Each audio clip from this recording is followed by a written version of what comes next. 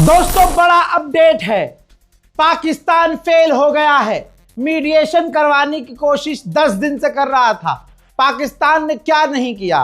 पाकिस्तान खुद तुर्की, सऊदी अरब और न जाने कहाँ इजिप्ट के लीडर पहुंचे थे, फिर वो लौट गए थे। मैंने तभी कहा था कि ईरान बात ही नहीं करेगा, क्योंकि अमेरिका ने जो 15 शर्तें रखी थी उनमें से एक भी शर्त ऐसी नहीं थी जो ईरान मान ले।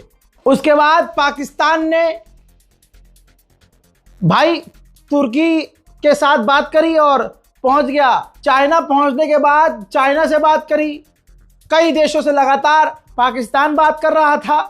पाकिस्तान के विदेश मंत्रियों, प्रधानमंत्रियों सामने आके कह रहे थे कि हम बातचीत करवा रहे हैं, और उधर अदर हैंड पाकिस्तान की इस बात को ठुकरा रहा था ईरान कि भैया हम तो बात कर ही नहीं रहे। अब कुल मिला के अगर कोई बात पीछे से हो भी रही थी तो ये बात अब सिरे से खारिज कर दी है। ईरान ने साफ कह दिया है कि हम शर्तें नहीं मान सकते, और ऊपर से अमेरिका हमारी शर्तों को नहीं मान रहा, ना हमें उनकी शर्तें कबूल हैं। लिहाजा अब ऑफिशियली डिक्लेयर हो गया है कि ईरान और अमेरिका की बातचीत पूरी तरह से फेल हो गई है। ठीक, अब यहां पर तुर्की है। तुर्की और पाकिस्तान अब मिलकर कोशिश कर रहे हैं कि कोई दूसरा रास्ता निकाला जाए, कोई तीसरे तरीके से रास्ता निकल जाए जिससे ये जंग बंद हो जाए। तो मामला अब एक जो उम्मीद दिख रही थी कि पाकिस्तान कुछ करवा सकता है, पाकिस्तान सिर्फ दलाल बन के रह गया, वो भी फेल दलाल। अपनी ज़िंदगी में पाकिस्तान ने कुछ कोशिश की भी दलाली करने की, तो वो बेचारा दलाल भी नहीं बन पाया।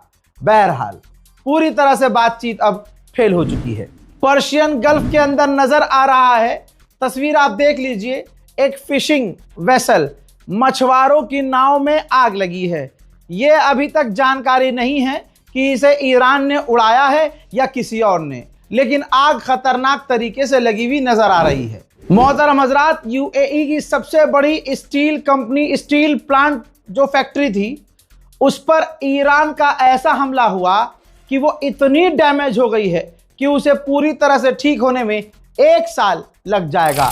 वहीं ईरान के अंदर बॉर्डर के इलाके में F-15 का जो नेविगेटर पायलट का साथी जो गिरा है अमेरिका का, उसकी ढूंढाई हो रही है, क्योंकि ईरान ने नेशनल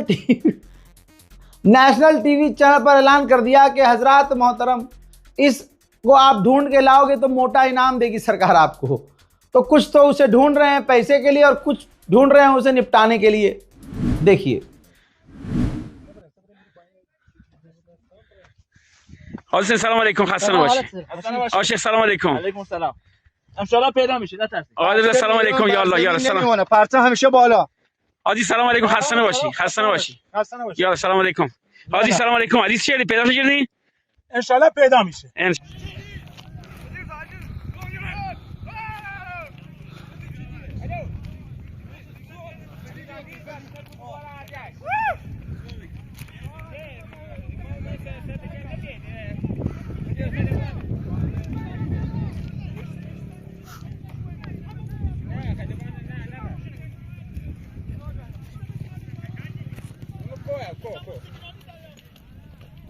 ईरान कभी झूठ नहीं बोलता है, फितरत है भाई ईरान की, लेकिन अमेरिका की फितरत झूठ पर है। लीजिए, अमेरिका ने माना है, अंधभक्तों के फादर के दादरलैंड ने माना है कि हाँ हमारा एक ब्लैक हॉक हेलीकॉप्टर हिट हुआ है और हमारा एक फाइटर जेट मार गिराया गया है। सोचिए भाई, F-16, F-14, F-35, F-15 सबको मारा है ईरान ने लगा के लाइन से। अब अमेरिका का अखबार लिखता है कि जो मैनपैड है, यानी जो हाथ में बंदूक जैसी चीज़ है, ईरान इसका इस्तेमाल कर रहा है, इसको मैनपैड कहा जाता है। तो अमेरिकी अखबार लिख रहा है कि ये मैनपैड है, ये अमेरिका के लिए काफ़ी बड़ा ख़तरा बन चुके हैं। ईरान के लोग जंग थोड़ी लड़ रहे हैं, खेल रहे हैं यार। ये देखिए ड्रोन पर क्या लिखा है। ड्रोन पर लिखा कि मैं शाहिद 136 इजराइल जा रहा हूं, तेल अवीव जा रहा हूं ईरानियों की तरफ से बातचीत करने। ईरान को मैं एक सबूत देना चाहता हूं कुवैत की सरजमीन से ईरान पर मिसाइल लॉन्च हो रही है। देख ले अच्छे से ये ईरान इस चीज को समझ ले, कुवैत की सरजमीन आप पर हमला करने के लिए इस्तेमाल की जा रही है, तो आप बेधड़क इन अरब देशों का मुंह लाल कर सकते हैं और चाहे तो कुछ और चीज भी लाल कर सकते हैं। अमेरिका इजराइल ने ईरान के जो ब्रिज को उड़ाया, उस ब्रिज के उड़ाने पर साथ में आसपास के मौजूद जो लोग थे वो भी जद में आए और अब तक 13 लोगों की मौत हो चुकी है। उधर जो कहते थे कि ईरान का डिफेंस बेकार है, देख ले भाई साहब, फाइटर जेट मार गिराया और क्या डिफेंस सिस्टम लोगे। अभी भी ईरान के एयर डिफेंस सिस्टम एक्टिव नजर आ रहे हैं।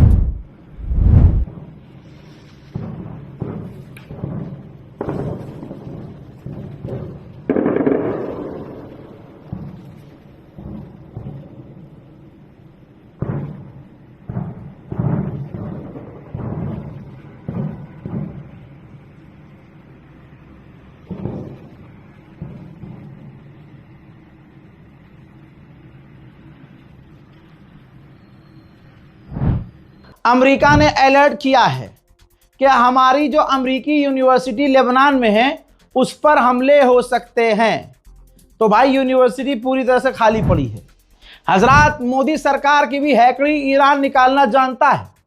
दोस्तों बताना चाहूंगा कि एक तेल का टैंकर तेजी से, ईरान का ही तेल का टैंकर था, वो तेजी से भारत आ रहा था, मैंने कल बताया था।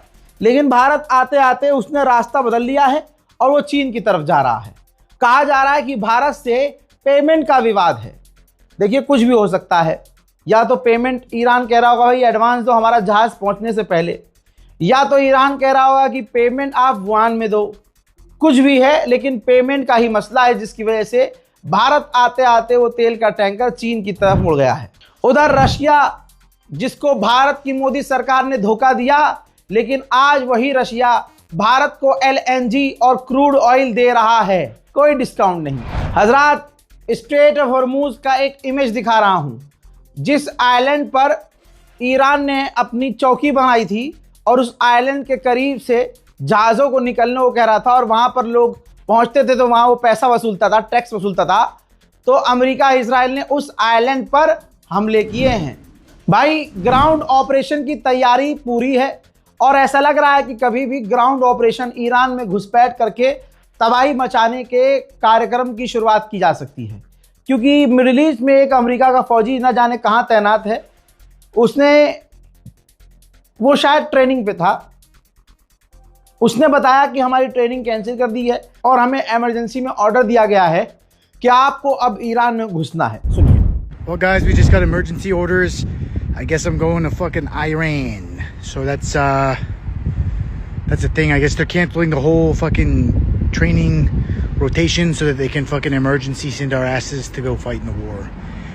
Nice knowing you guys. It's your dude Jordo. Italy की प्रधानमंत्री मेलोनी सऊदी अरब पहुंच गई हैं। आपके सामने देख लीजिए, अरब दोनों कंधे झुकाए, हाथ जोड़े, नजरें झुकाए मेलोनी का स्वागत कर रहे हैं। उधर मेरे दोस्तों, बांग्लादेश में भी क्राइसिस बढ़ गए हैं। बांग्लादेश के हालात ऐसे हैं कि बांग्लादेश ने बैंकों को ऑर्डर दिया है कि आप 4 बजे बंद कर दीजिए। दुकानों को बंद करने का आदेश दिया है कि दुकानें बंद रहें, यानी हल्का हल्का लॉकडाउन जैसा बांग्लादेश में नजर आ रहा है। हजरात, अमेरिका की रिपोर्ट है, फिर से कह रहा हूं, अमेरिका की रिपोर्ट है, फिर से कह रहा हूं, कभी मुल्ला खड़ा होकर कोई वीडियो बना दे उल्टी सीधी मेरे ऊपर। अमेरिका की रिपोर्ट है। अमेरिका की रिपोर्ट में बताया गया है कि मुज्तबा खामनाई की जो एक टांग है वो पैरालाइज हो चुकी है और एक हाथ बेकार हो गया है और आंख के पास गहरी चोट है। कई बार ऑपरेशन हो चुका है लेकिन आराम नहीं है, तकलीफ हो रही है, दर्द में है, लेकिन फिलहाल वो होश में है और काम कर रहे हैं। मेरे दोस्तों, फिलहाल ईरान स्पेशल रिपोर्ट में इतना ही। इस रिपोर्ट को शेयर जरूर कीजिएगा, अपनी राय कमेंट में लिखिए। जय हिंद।